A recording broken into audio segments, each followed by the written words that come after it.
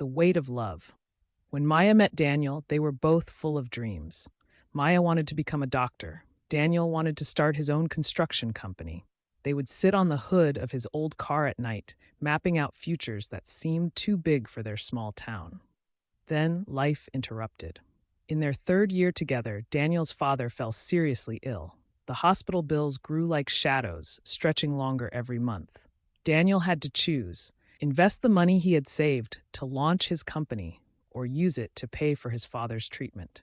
He didn't hesitate. He emptied his savings.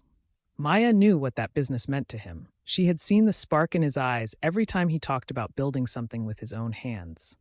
When the savings disappeared, that spark dimmed, but it never died. 2 months later, Maya made her own decision. She had been accepted into a prestigious medical school in another state.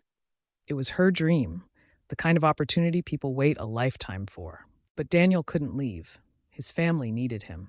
The night before she was to send her final acceptance confirmation, she sat quietly and thought about love. Not the butterflies, not the wedding photos, not the perfect future. She thought about sacrifice. The next morning, she deferred her admission. Daniel found out by accident. He was furious at first. "You gave up your dream for me?" he asked. She shook her head gently. "I didn't give it up. I postponed it. There's a difference." Years passed. Daniel worked 2 jobs. Maya worked at a local clinic. They saved slowly, patiently. There were nights of exhaustion, moments of doubt, arguments born from stress, but never regret. 5 years later, Daniel finally opened his company. It wasn't big, it wasn't glamorous, but it was his. And on the very first contract he signed, he wrote Maya's name in the corner of the document, a silent acknowledgement of the woman who stood beside him when he had nothing to offer but hope. That same year, Maya returned to medical school.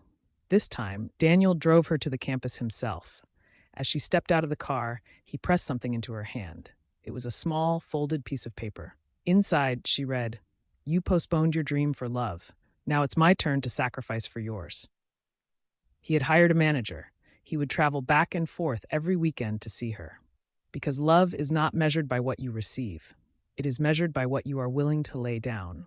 Pride, comfort, ambition, so the other person can rise.